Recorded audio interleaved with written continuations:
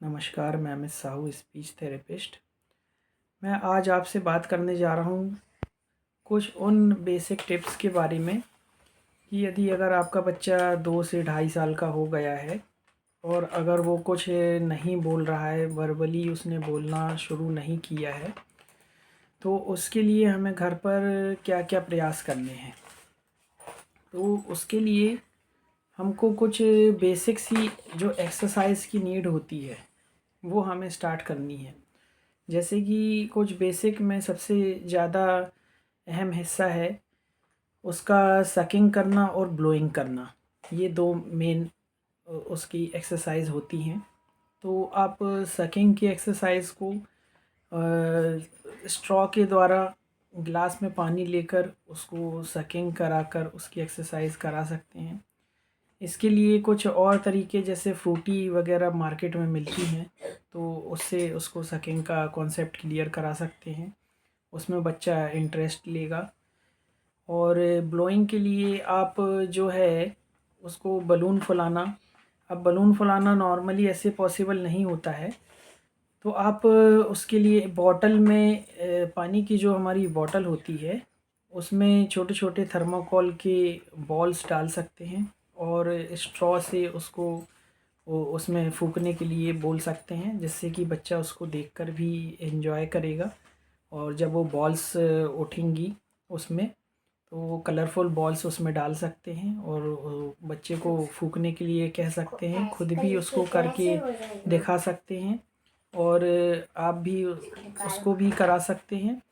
और उसके लिए ब्लोइंग के लिए और भी कुछ एक्सरसाइजेस होती हैं, जैसे व्हिसिल से उसको ब्लोइंग करा सकते हैं, उसको फूँकने का कॉन्सेप्ट करा सकते हैं। ये एक्सरसाइज की नीड इसलिए होती है क्योंकि ब्रीदिंग का हमारी स्पीच में बहुत अहम रोल रहता है। उसमें ब्रीदिंग पैटर्न बहुत इम्पॉर्टेंट है। अगर बच्चा नहीं बोल रहा है, क्योंकि हम जानते हैं कि हमें बात करने में ब्रीदिंग पैटर्न कितना इम्पॉर्टेंट है।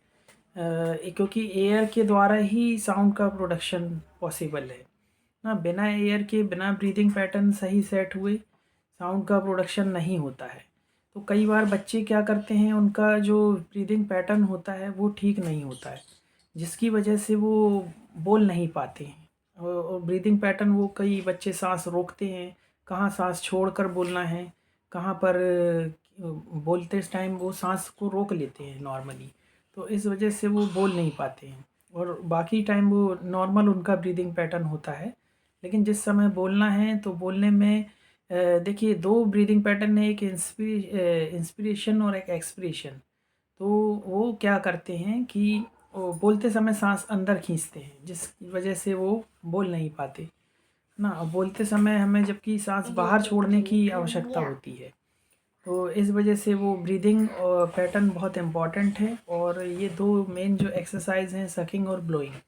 ब्लोइंग में आपको और भी कुछ टेक्निक्स हैं जो आप यूज़ कर सकते हैं। जैसे छोटे-छोटे पेपर्स के पीसेस जो है आप हाथ में लेकर उसको फूँकें और फूँकते हुए उससे बुलवाएँ, है ना? पेपर्स हाथ में लेकर उसको बोलें कि फ़ा बोलो।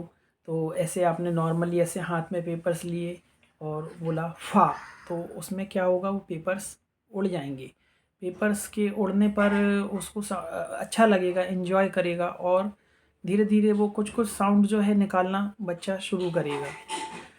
और बाइलेबियल साउंड जो होते हैं पा, फा, बा, भा, मा, ये साउंड थोड़े इजी होते हैं। बाइलेबियल मीन्स लिप्स से जो साउंड आते हैं वो साउंड बच्चों को इजी जाते हैं। इसलिए हमें सबसे पहले इन्हीं साउंड में कोशिश करनी है शुरुआती तौर पर, कि हम कोशिश करें कि ऐसे ही कुछ साउंड बच्चों से बुलवाएं। और ब्रीदिंग के साथ जैसे हमने फ़ा बुलवाया, हाथ में छोटे-छोटे पेपर के पीस रखकर ऐसे बुलवाया फ़ा, तो उससे क्या हुआ कि ब्रीदिंग पैटर्न उनका सेट होता है धीरे-धीरे, है ना। और सावधानी रखने की ये ज़रूरत है, 2 से ढाई साल के जब बच्चे अगर नहीं बोल रहे हैं और किसी डिसऑर्डर को भी इंडिकेट कर रहे हैं, तो कोई प्रॉब्लम नहीं है, उससे डरने की कोई ज़रूरत नहीं है कि आप सोचें कि नहीं हमारा बच्चा ऑटिस्टिक है या एडीएचडी है बच्चे को, या एनी अदर डिसऑर्डर्स हैं।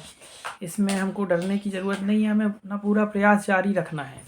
वो डायग्नोस पे आपको नहीं जाना है, आपको अपना वर्क बच्चे के साथ प्रॉपर रखना है और उसमें जो है आपको रिज़ल्ट मिलेंगे, चाहे डिसऑर्डर हो या ना हो, लेकिन आपको रिज़ल्ट जो है निश्चित तौर पर उसमें मिलेंगे आपको।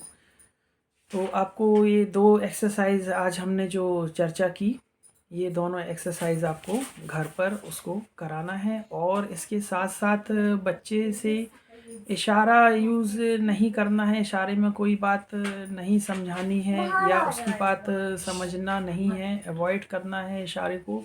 अगर वो हाथ से किसी चीज़ को पॉइंट करके अगर ऐसा बोलता है कि वो चाहिए, तो आपको उसका नाम बताना है तभी उसको देना है और ज़्यादा इरिटेट भी नहीं करना है। अगर किसी चीज़ को बच्चा इशारा करके ऐसे माँग रहा है कि मुझे वो चाहिए, तो आपको उठा कर देना है और बोलना है, उसका नाम बताना है कि अच्छा आपको बॉल चाहिए, तो ऐसे करके आपको उससे कन्वर्सेशन करना है। धन्यवाद।